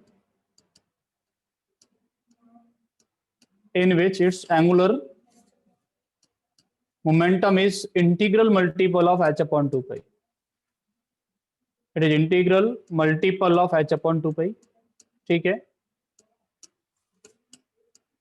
integral multiple of H upon 2 pi, ठीक है। तो इन्होंने बोला एंगुलर मोमेंटम कितना होता है बेटा, एमवीआर, इन्होंने बोला एमवीआर कितना हो जाएगा, होना चाहिए N into H upon 2 pi, ठीक है। यहाँ पे एन का वैल्यू क्या होगा बेटा, N can be equal to 1 2 3 4 ये कौन है बेटा? This is principal quantum number. ये कौन है बेटा? This is principal quantum number. ठीक है, मैं क्या बोल रहा हूँ समझ में आया आप लोगों को? तो इसने क्या बोला, इलेक्ट्रॉन सिर्फ उसी सर्कुलर पाथ में रिवॉल्व करता है जहां पे उसका एंगुलर मोमेंटम कितना होता है, integral multiple of h upon 2 पाई होगा। ठीक है, अगर मतलब यहाँ पे पहले वाले पाथ में रिवॉल्व करेगा, जिस पाथ में उसका एंगुलर मोमेंटम कितना होगा, h अपॉन 2 पाई होगा, उसमें रिवॉल्व करेगा। हो सकता है कि कहीं पे इसमें ना मिलके इसमें h अपॉन पाई मिला तो यहाँ पे रिवॉल्व कर लेगा। कहीं पे जाके उसको कितना मिला बेटा, कहीं पे जाके उसको मिला 3h अपॉन 2 पाई, तो वहां जाके रिवॉल्व करेगा, बाकी के पास में वो रिवॉल्व नहीं करता। फिर उन्हीं पास में इलेक्ट्रॉन रिवॉल्व करता है जहां पे उसका एंगुलर मोमेंटम क्या होता है, integral multiple of h upon 2 पाई होते हैं। मेरे क्लियर? तो बेटा इन्होंने क्या बोला कि एमवीआर है is n into H upon 2 pi. ठीक है, अब देखो दो इक्वेशंस हम लोगों को यहाँ से मिला, M V R is to N into H upon 2 pi, और एक इक्वेशन लोगों को मिला M V square upon R is to K Z E square upon R square. Very good. ठीक है ना, दो इक्वेशंस हम लोगों को मिला बेटा यहाँ से। एक हम लोगों को मिला M V square upon R is equal to K Z E square upon R square. एक इक्वेशन मिला हम लोगों को क्या होता, M V R is equal to N into H upon 2 pi. ठीक है ना, N into H upon 2 pi, ये दोनों इक्वेशंस को इन्होंने यूज किया, बट अब बहुत सारे डेरिवेशन इन्होंने दिए। सबसे पहला इन्होंने डेरिवेशन दिया किसका, रेडियस ऑफ ऑर्बिट का। ठीक है ना, तो हम लोगों को किसी भी ऑर्बिट का रेडियस निकालना है तो वो कैसे निकालेंगे? तो बेटा रेडियस ऑफ ऑर्बिट निकाल सकते हो आप लोग, इससे निकाल सकते हो, कितना निकल के आएगा? अपॉन एम सर, के जेड बट इन स्क्वायर दोनों अपॉन एम इक्वेशंस को हम लोग यूज करेंगे, हम लोग रेडियस ऑफ ऑर्बिट निकाल सकते हैं। तो एक तो मैं सिंपल फॉर्मूला आप लोगों को प्रोवाइड कर सकता हूँ। देखो यहाँ से आप लोग बोल सकते हो कि हम लोगों के पास एम वी स्क्वायर आर, इस इक्वेशन को यूज करो तो आर से आर गायब हो जाएगा, तो आपको मिलेगा M into V square will be equal to K Z E square upon R. ठीक है ना, तो यहाँ से v किसके इक्वल आ जाएगा, v आ जाएगा n into H upon 2 pi M R. आएगा कि नहीं आएगा Rehana? V square equal to N square H square upon 4 pi square M square R square. ठीक है, तो ये मैं क्या करूंगा, वी स्क्वायर का वैल्यू यहाँ से उठा के उधर यूज कर सकता हूँ। ये वी स्क्वायर का वैल्यू मैं वहां पे यूज करूंगा बेटा, तो m इंटू वी स्क्वायर की जगह क्या रखूंगा बेटा मैं, N square H square upon 4 pi square M square R square will be equal to K Z E square upon R. देखो एक पावर से एक पावर चला जाएगा इधर से, एक m से इसका पावर चला जाएगा, तो हम लोगों को मिलेगा आर किसके इक्वल मिलेगा, ये आर को उधर ले जाओ, आर आप लोगों को मिलेगा N square H square upon 4 pi square M K Z E square. ये मिलता है हम लोगों को रेडियस ऑफ द ऑर्बिट। ठीक है ना, ये मिलता है कि नहीं मिलता? सभी को समझ में आते हैं? अब सुनो, पहले बाद में लिखना, सुन लो। बट आप लोग सारे लाते रहना, मैं जो पूछ रहा हूँ आपको पता है तो नहीं पता है तो, है ना? आपसे पूछो आपको n का वैल्यू पता है, यहाँ पे m क्या है, पता है कि नहीं पता? कितना है नहीं पता ना, अभी कुछ भी हो सकता है ना? आपको h का वैल्यू पता है,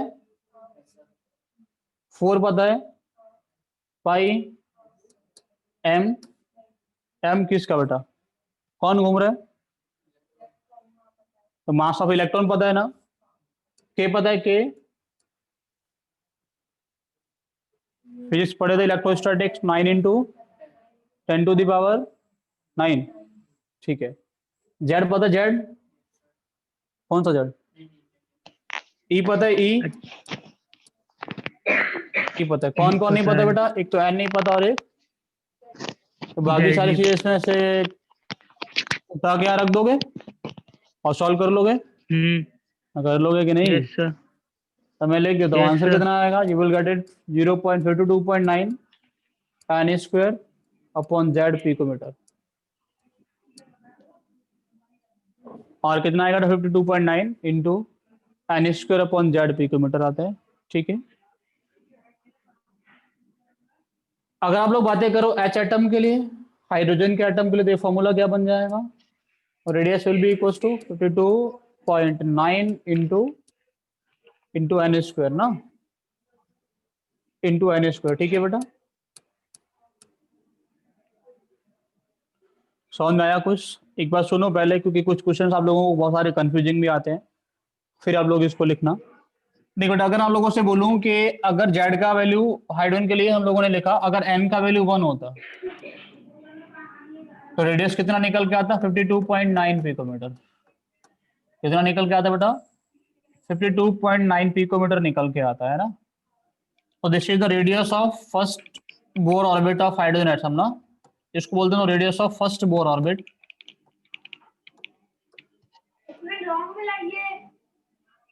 this is known as the radius of first Bohr orbit of H atom. ठीक है, समझ में आ रहा है मैं क्या बोल रहा हूँ? ये तो कांस्टेंट रहेगा ना। इसको हम लोग बेटा आर नॉट भी बोलते हैं या ए नॉट भी बोलते हैं, जैसे भी कहीं आपको लिखा हुआ मिल जाए।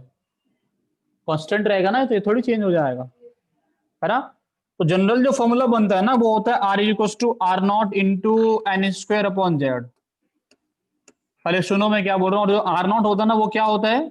वो होता है रेडियस ऑफ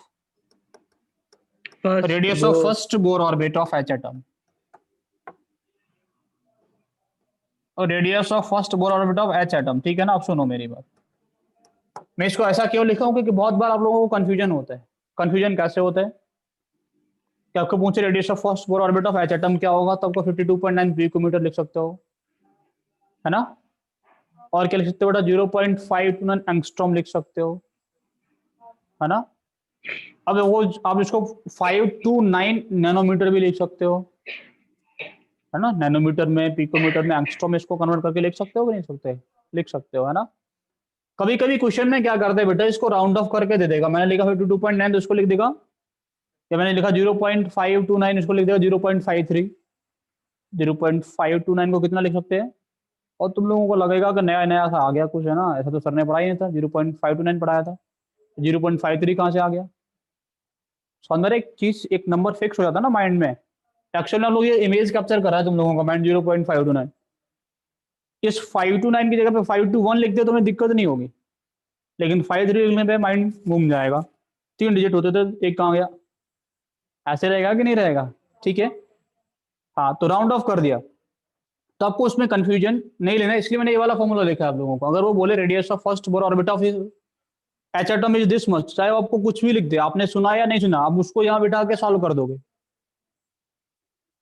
मैं क्या बोल रहा हूँ समझ में आ रहा है? क्योंकि आर नॉट जो है वो radius of first Bohr orbit of H atom है, उसको कैलकुलेट करके वो जो भी करके दे दे। आपको 420 दे दो तो 420 रख के सॉल्व कर देना, नो फर्क। समझ में आया कि नहीं आया? कर लोगे कि नहीं कर लोगे? कंफ्यूजन में नहीं आना बस, ठीक है। बाकी क्वेश्चन जो आता है वो आसान आता है। ये फॉर्मूले मुझे यहाँ पे इसलिए आप लोगों को लिखना पड़ रहा है बेटा कि आईआईटी में इनके बेस पे भी कभी कभी पूछ लेता है ऑप्शंस में देके कि कौन सा वाला करेक्ट है, कौन सा वाला नहीं, ऐसी चीजें, है ना। नहीं तो मैक्सिमम क्वेश्चंस जो बनते हैं वो कौन से वाले फॉर्मूले बनते हैं इस पर? 0.529 N square upon Z picometre, या 0.52.9 लिखा है मैंने, 0.529 एन स्क्वायर अपॉन जेड। यहाँ पे पिकोमीटर में तो एंगस्ट्रॉम में लिख लेंगे, 0.529 लिखेंगे तो मैक्सिमम क्वेश्चन हम लोग उसी के बेस पे सॉल्व करते हैं, 99.9% क्वेश्चन। लेकिन कभी कभी उसके बेस से ही पूछ लेगा तो दिक्कत में ना आए जाए आप लोग, इसलिए मैंने वो भी लिख दिया। तो आप लोग ये पूरा कॉपी कर लो। दिख रहा है आप लोगों को ये?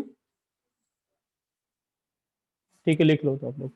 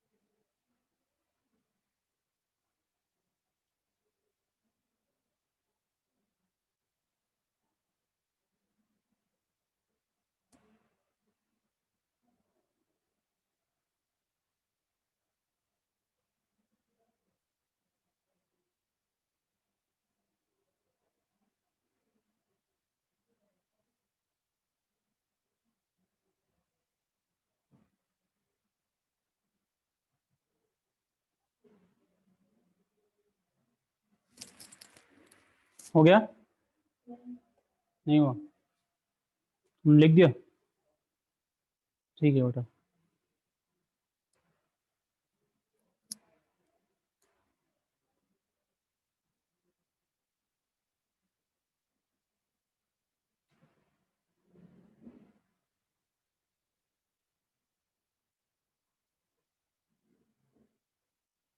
हो गया।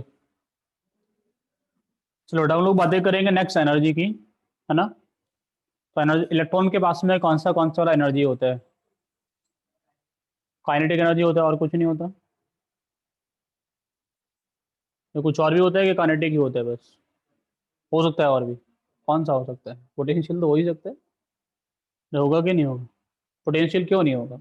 एक चार्ज रखा है न्यूक्लियस के अंदर, एक चार्ज बाहर घूमो तो उसका पोटेंशियल नहीं होगा क्या? होगा ना, ऑब्वियसली होगा। और घूम रहा है तो क्या होगा, उसके पास काइनेटिक भी होगा। तो इलेक्ट्रॉन के पास में कितने तरीके का एनर्जी होता है? दो तरीके का। एक क्या होगा बेटा, काइनेटिक, और दूसरा कैसा होगा?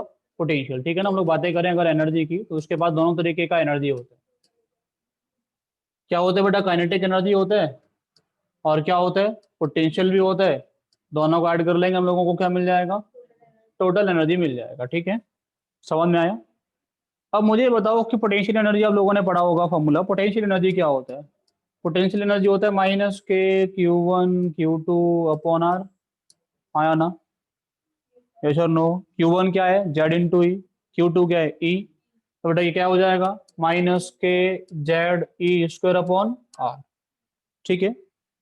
काइनेटिक एनर्जी कितना होता है बेटा? काइनेटिक एनर्जी होता है हाफ एम वी स्क्वायर, है ना। कितना होता है, हाफ एम वी स्क्वायर होता है। आप लोगों ने एक फॉर्मूला पढ़ा, M V square upon R is equal to K Z E square upon R square. अभी लिखा ना बेटा ऐसा, है ना। तो यहाँ तो एक तो आर से आर गया, अगर मैं 1/2 से इंटू कर दूं तो ये भी क्या हो जाएगा, 1/2, है ना। तो ये जाएगा काइनेटिक एनर्जी, और ये क्या हो जाएगा, kinetic energy equal to 1/2 K Z E square upon R, है ना। यस और नो? तो हाफ एम वी स्क्वायर किसके इक्वल होता है, 1/2 K Z E square upon R. Is is clear? कोई दिक्कत? कोई दिक्कत है क्या? अगर आपसे पूछा है टोटल एनर्जी कितना होगा तो आप लोग क्या करेंगे बेटा, पोटेंशियल को और काइनेटिक को ऐड कर देंगे। तो पोटेंशियल कितना है बेटा हम लोगों के पास में, माइनस का K Z E square upon R. Kinetic कितना है, 1/2 K Z E square upon R. Answer कितना निकल के आएगा, माइनस का K Z E square, minus का 1/2 K Z E square upon R, ये निकल के आएगा ना। और अब तो एक तो ये वाला फॉर्मूला याद रखो कि जो एनर्जी होता है वो कितना होता है, that is minus K Z E square upon R, है ना। ऐसा लिख दो, चलो half 1/2 minus K Z E square upon R होता है। काइनेटिक एनर्जी कितना होता है ये भी आपको पता होना चाहिए। पोटेंशियल कितना होता है, अब इतना तो आप लोग याद नहीं रखोगे ना, जरूरत भी नहीं है। ये सोच के चलो बेटा कि काइनेटिक एनर्जी क्या है, माइनस एनर्जी कितना है सोचो पहले, बाद में लिखना। एनर्जी इज माइनस का 1/2 के जेड स्क्वायर आर, और काइनेटिक एनर्जी कितना है, प्लस का 1/2 K Z square upon R. है कि नहीं है? काइनेटिक एनर्जी प्लस का 1/2, एनर्जी माइनस का 1/2। तो मैं बोल सकता हूँ कि जो एनर्जी होता है वो मैग्नीट्यूड वाइज किसके इक्वल होता है, काइनेटिक एनर्जी के इक्वल होता है। मैं ऐसा बोल सकता हूँ जो एनर्जी होता है तो मैग्नीट्यूड वाइज कैसा होता है, 1/2 पोटेंशियल एनर्जी होता है। हाँ या ना? बस तो इतना याद रखना है। अगर क्वेश्चन में आपको पोटेंशियल एनर्जी दे दे तो लो एनर्जी निकाल लोगे टोटल, कैसे, उसको 2 से डिवाइड करके। डिवाइड करना आता है कि नहीं आता? तो आता है, सर ला रहे हो तो डिवाइड करने पर तो तुम लोग, ये सर आता है हमें। आर्यन आता है तो डिवाइड करना, तुम्हें आता है?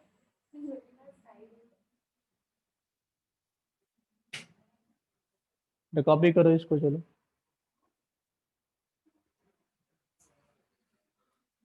अरे तुम लोग बोल रहे हो तुम्हें आता है।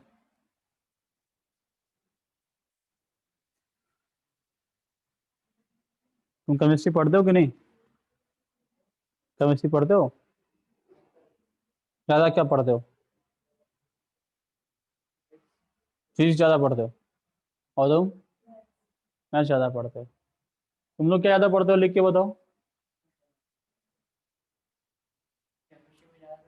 बेटे भी एग्जाम होगा ना, तुम लोगों को देखेंगे तुम कैसे पढ़ते हो दूसरे सब्जेक्ट्स। तुम लोगों को सबको फेल करेंगे ना एक बार, तुम लोग फिर सब केमिस्ट्री पे आ जाओगे।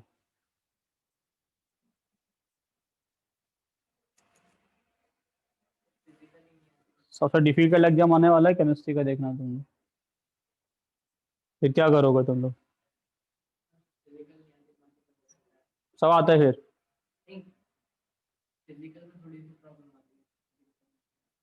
हो गया बेटा, कॉपी है?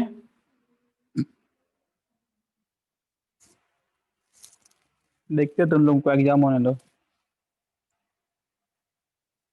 केमिस्ट्री लाएगी तुम्हें। मैथ्स को पढ़ने में क्या मजा आता है तुम लोगों को? क्या मजा आता है मैथ्स पढ़ने में?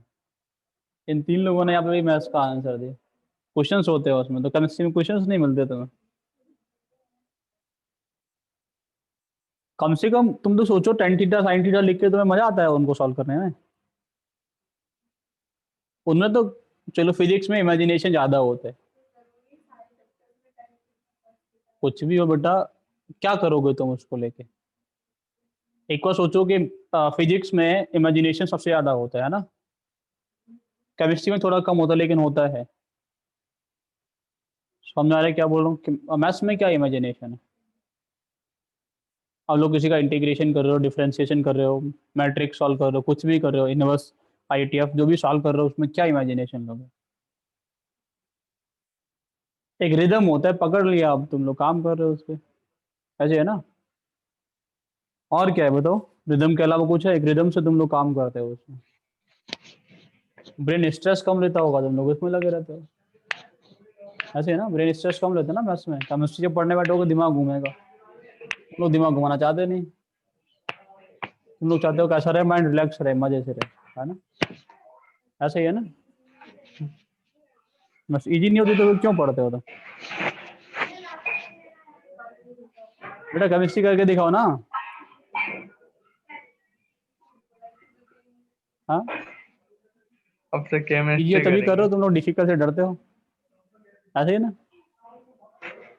ऐसा ही है, देखते हैं तुम लोग कैसे करोगे। देखो एनर्जी कितना होगा, माइनस का 1/2 K Z E square upon R. ठीक है, देखो मैं फिर से लिखता हूँ इस फॉर्मूले को। E is equal to, E किसके इक्वल है बेटा? E is equal to minus K -1/2 K Z E square upon R. ठीक है ना? बट इसको मैं लिख सकता हूँ माइनस का 1/2 K Z E square upon R की जगह 4 पाई स्क्वायर। बट आप आर की जगह क्या रख सकता हूँ मैं? N square H square upon 4 pi square M K Z E square. ये उठा के रख दूं यहाँ से, कोई दिक्कत? कोई दिक्कत नहीं है। तो मैं यहाँ से बेटा इसके लिए रख सकता हूँ N square H square upon में जो आएगा वो चला जाएगा ऊपर 4 pi square M into K Z E square. जो कैंसिल हो रहा है उसको कैंसिल कर लो, जो नहीं हो रहा है उसको रखे रहने दो। तो ऊपर कुछ कैंसिल हो रहा है? कुछ नहीं हो रहा ना। नीचे से सिर्फ 2 से ये 2 टाइम्स कैंसिल हो रहा है और कुछ नहीं। ठीक है बेटा, फॉर्मूला क्या बनेगा? एनर्जी का माइनस का 2 K square Z square E to the power 4 pi square M upon N square H square. ये बनता है। ये बड़ा आसान सा फॉर्मूला है एनर्जी का, है ना? आसान है ना? हाँ सर, कौन है? अब फिर से बताओ इसमें क्या क्या तुम लोगों को पता है? आपको क्या पता है बेटा इसमें? आपको क्या पता है बेटा? इसमें सिर्फ जेड नहीं पता और एक एन नहीं पता, बाकी सब पता है ना? सब रख लोगे, सॉल्व कर लोगे? तो कर सकते हैं कि नहीं कर सकते? Yes sir. करोगे नहीं तो मुझे तुम लोगों का पता है। ये कितना आ जाएगा? 13 माइनस का 13.6 into Z square upon N square electron volt per atom. ठीक है, इलेक्ट्रॉन वोल्ट को जूल में कन्वर्ट कर सकते हैं आप लोग। 2.18 इंटू वो तो आंसर ही आ जाता, 1.6 इंटू 10⁻19 से इंटू करके। तो जो आपको एनर्जी का फॉर्मूला मिल जाएगा वो आ जाएगा कितना बेटा? माइनस का 2.18 into 10⁻18 Z square upon N square joule per atom, है ना? ऐसा भी आप लोगों को मिल सकता है। ठीक है बेटा, कोई दिक्कत तो नहीं है? ऐसा कोई दिक्कत नहीं समझने में? सिमिलरली वेलोसिटी निकाल सकते हो कि मुझे ही निकालना पड़ेगा? वेलोसिटी कैसे निकालोगे? बट वेलोसिटी अगर आपको निकालना है तो आप लोग क्या करेंगे, सुनो मैं आपको फिर लिखने का मौका देता हूँ। आपको पता है M V R equals to क्या होता है? M V R equals to क्या होता है? N into H upon 2 pi. But R velocity किसके इक्वल आ जाएगा यहाँ से? N into H upon 2 pi M R. अरे हाँ या ना? Yes sir. तो ये कितना हो जाएगा? N into H upon 2 pi M. R की जगह रख दूंगा बेटा N square H square upon 4 pi square M K Z E square.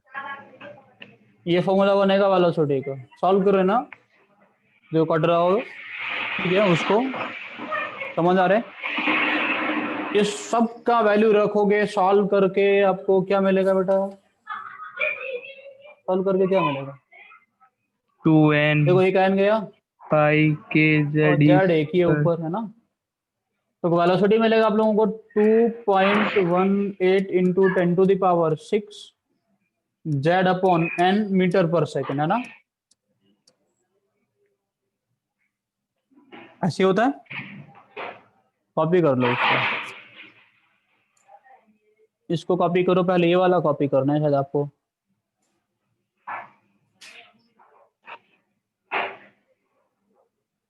तो देखो इतना आसान केमिस्ट्री है, हाँ, छोटे छोटे फॉर्मूले मिलते हैं इसमें। जो फॉर्मूले छोटे छोटे।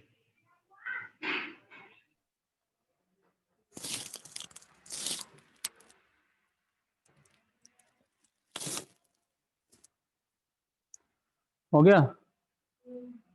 नहीं हुआ अभी तक? हाँ लिखो तो।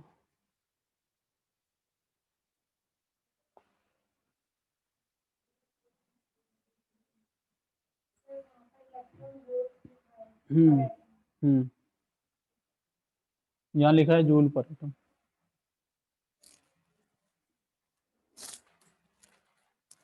और देखो बेटा एक मजे की बात है, जितने फॉर्मूले आप लोगों ने पढ़े वो कहाँ लगा सकते हैं हम लोग? कहाँ पे इम्प्लीमेंट कर सकते हैं बेटा? किसी भी एटम में इम्प्लीमेंट नहीं कर सकते, है ना? ये सब जो लोग पढ़े वो कहाँ पे इम्प्लीमेंट करेंगे?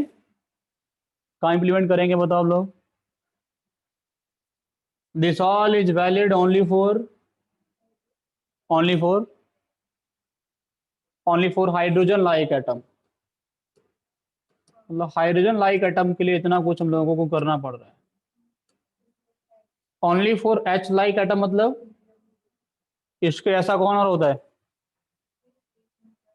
और जिसके पास में क्या होगा? क्या होगा बेटा बोलो? जिसके पास क्या होना चाहिए? जिसके पास में एक ही इलेक्ट्रॉन होना चाहिए, सिंगल इलेक्ट्रॉन एटम। तो सिंगल इलेक्ट्रॉन एटम कौन होता है? हाइड्रोजन हो सकता है, He प्लस हो सकता है ना, Li+2 हो सकता है। ये तीन 99.9% और कभी कभी Be+3 भी आपको देखने को मिल जाएगा, ठीक है ना? तो इन पे हम लोग इस ये जो नए फॉर्मूले पढ़े हैं उनको इम्प्लीमेंट कर सकते हैं। सारी कहानी इनके लिए है, ठीक है? कॉपी करो इसको। थोड़ा सा और कुछ सीखेंगे बेटा अभी।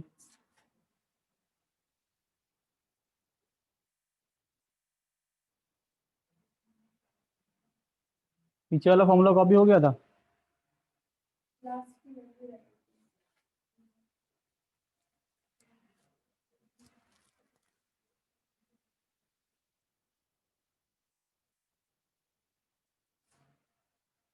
हो गया?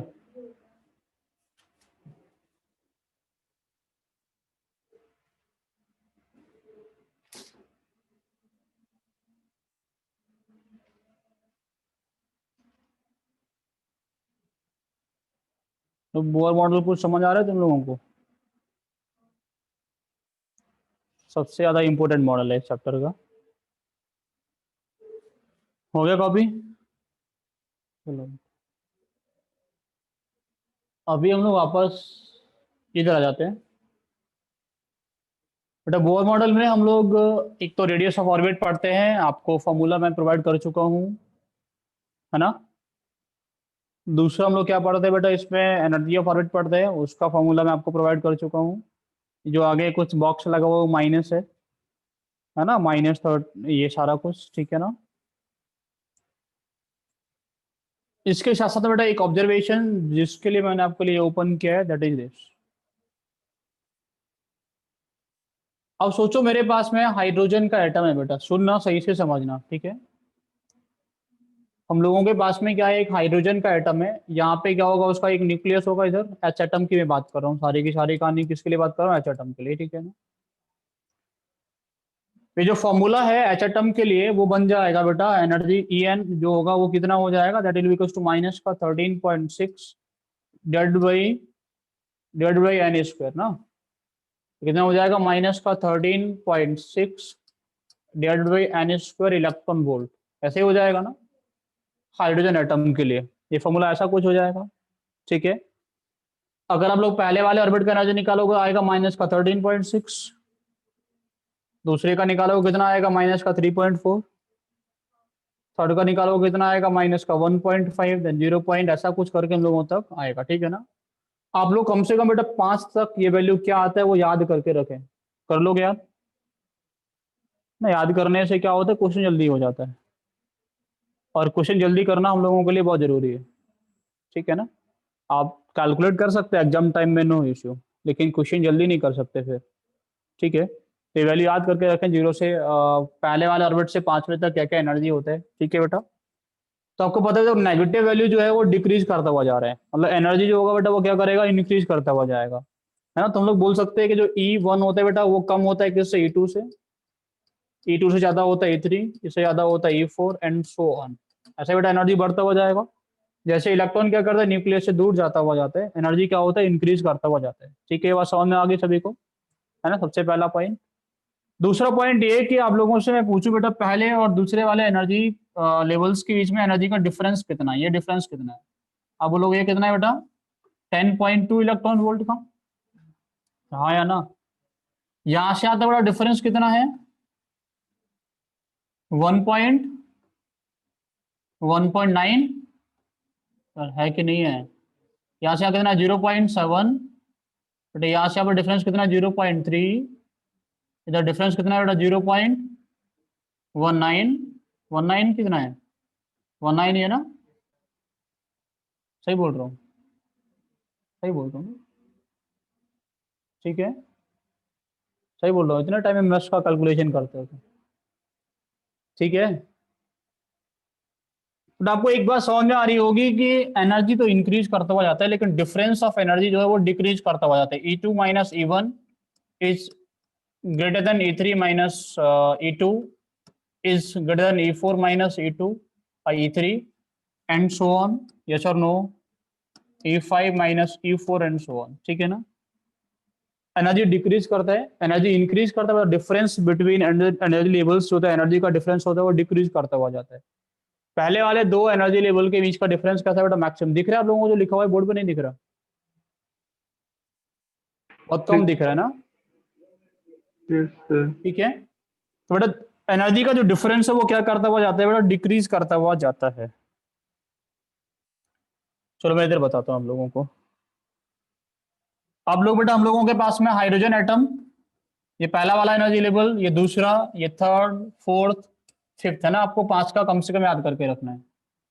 इसका कितना निकल के आया बेटा, 13.6 माइनस का -3.4 माइनस 1.8 माइनस 0.1.5 ना,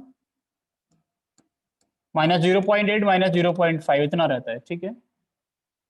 तो एनर्जी क्या हो रहा है, डिक्रीज करता हो जा रहा है। मैं आपसे पूछूं पहले वाले दो एनर्जी लेवल के बीच में एनर्जी का कितना डिफरेंस है, तो आप लोग बोलेंगे यहाँ पे 10.2 का डिफरेंस है, यहाँ पे बेटा 1.9 का है, यहाँ बोलेंगे आप लोग 0.7 का है, और यहाँ पे कितना है बेटा 0.3। डिफरेंस क्या हो रहा है, कम होता जाता है, ठीक है। बट यहाँ से इसके कहीं बहुत दूर जाके इन्फिनिटी पे भी एक ऑर्बिटल होगा, होगा कि नहीं होगा, कितने ऑर्बिट्स ड्रॉ कर सकते हैं, infinite number of Infinite. Orbits, ठीक है ना। तो वहां पे जाके भी होगा, उसका एनर्जी कितना होगा, इनफाइनाइट पे जो होगा उसका एनर्जी कितना होगा, Infinite. 1/इनफाइनाइट 0 होता है। बट इसका एनर्जी कितना होगा, ई ऑफ ये वाले ऑर्बिटल का कितना होगा बड़ा, 0 होगा, है ना। मैं आपसे पूछूं इनफाइनाइट वाले ऑर्बिटल और सेकंड वाले ऑर्बिटल के बीच का एनर्जी डिफरेंस कितना होगा, तो आप बोलेंगे ये होगा 3.4। बट इसका एनर्जी कितना है, माइनस का 3.4, उसका कितना है 0, तो कितने का डिफरेंस आ गया, 3.4. 3.4 का आ गया ना। हम्म जो डिफरेंस आपको पहले और दूसरे एनर्जी लेवल के बीच में मिला वो कहीं से नहीं मिल रहा बेटा। इनफाइनाइट से भी थर्ड सेकंड में लौट के आ रहे हैं तो भी आपको वो डिफरेंस ऑब्जर्व होने को नहीं आ रहा है। समझ में आया मैंने क्या बोला? Yes sir. तो एनर्जी का जो डिफरेंस होता है वो काफी ज्यादा एक्सटेंट में डिक्रीज करता हुआ जाता है।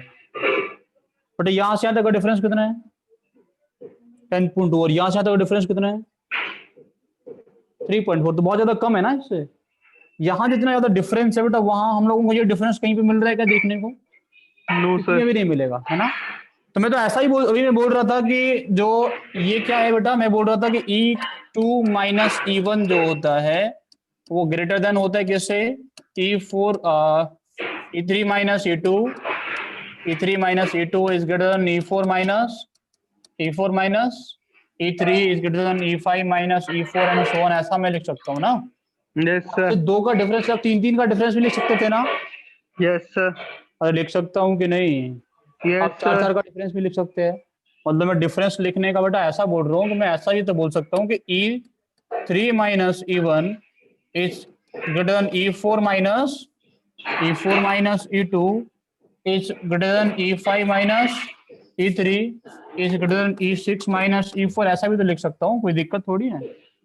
मैं तो ऐसा भी लिख सकता हूँ कि E2 minus E1 greater than E infinity minus E2। ऐसा भी लिख सकता हूँ। जहां पे यस सर. पहले 2 ऑर्बिटल्स इन्वॉल्व होंगे ना बेटा, पहले 2 ऑर्बिटल्स, वहां पे एनर्जी का डिफरेंस कैसा होगा? किसी भी ट्रांजिशन से ज्यादा होता है। समझ में आ रहा है कि नहीं आ रहा? अब सोचो एक बात और सुनो बेटा, यहाँ से यहाँ तक आप लोगों ने देखा, यहाँ से यहाँ तक का कितना डिफरेंस है? 10.2. यहाँ से यहाँ तक ये सेकंड और थर्ड और सेकंड के बीच में कितना है? 1.9. 1.9 ना। और आपसे पूछो बेटा इनफाइनाइट से आप लोग यहाँ पे आओ तो कितना डिफरेंस आपको मिलेगा? इनफाइनाइट से थर्ड में आने पे 1.9 कितना डिफरेंस मिलेगा. मिलेगा आपको यहाँ तक आने में? 1.9.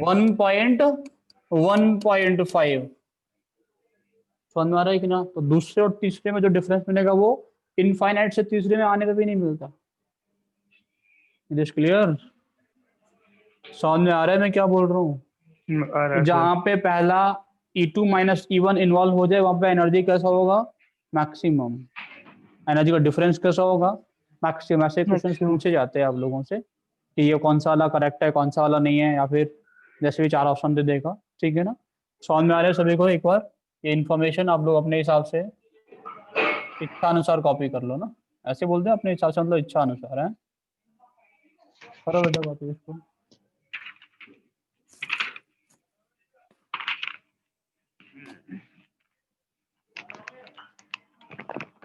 कॉपी कर लिया तुमने? क्या कर रहे हो? क्या?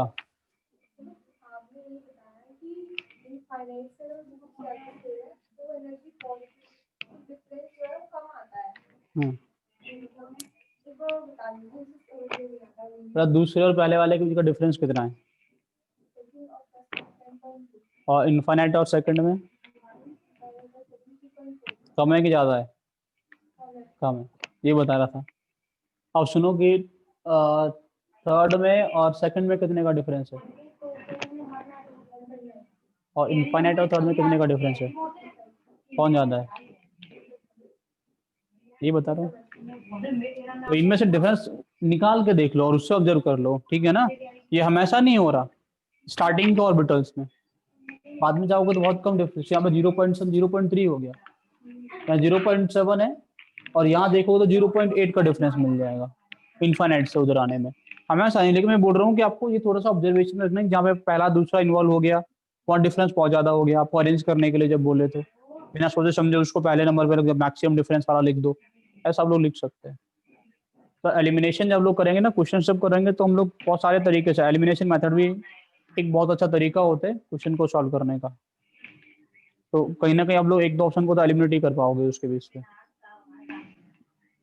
कभी कभी क्वेश्चन बिना सॉल्व किए भी सॉल्व होता है ना, आंसर मिलता है। तो उसके लिए आपको बहुत सारी ऑब्जर्वेशंस करके चलना जरूरी होता है। ठीक है? ऐसे क्वेश्चंस मैं कराऊंगा, आप टेंशन ना लो, परेशान मत हो तुम।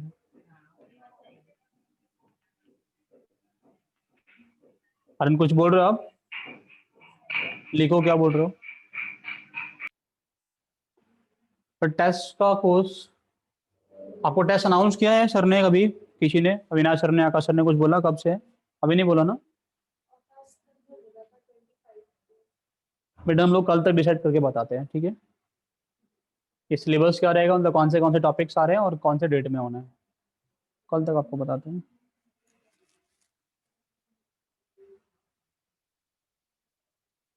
आप लोगों से कुछ मेल आईडी वगैरह लिया गया है क्या अभी रजिस्टर करने के लिए ऑनलाइन के लिए?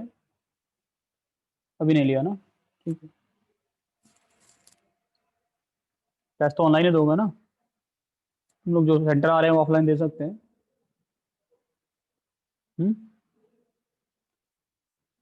ठीक है, तो इसके आगे हम लोग नेक्स्ट क्लास में कंटिन्यू करेंगे, आज इतना ही। ठीक है, तो आप लोग क्या करना सुन लो, पहले थोड़ा सा स्पेक्ट्रम पढ़ के आना, क्योंकि स्पेक्ट्रम मिक्स क्वेश्चन मैं कराऊंगा इस पे। ठीक है, मिलते हैं नेक्स्ट क्लास में फिर आप लोगों से। Thank you.